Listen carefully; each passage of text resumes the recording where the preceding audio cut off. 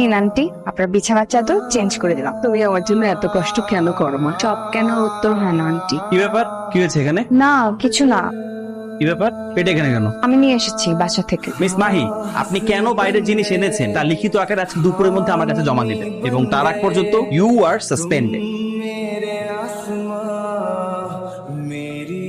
Resign দিচ্ছেন? জি, আমি resign দিচ্ছি। যেই প্রতিষ্ঠানে মানুষদেরকে সেবা করার নামে তাদেরকে মানসিক টর্চার করা হয়, সেই প্রতিষ্ঠানে কাজ করার আমার কোনো ইচ্ছে নেই।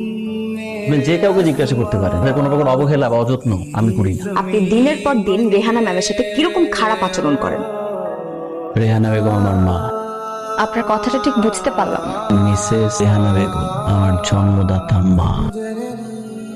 আপনি যত তাড়াতাড়ি সম্ভব আমাদের সেপারেশনের ব্যবস্থাটা করে দেন। ঠিক আছে রায়ান, তোমার নতুন মা বাবাই।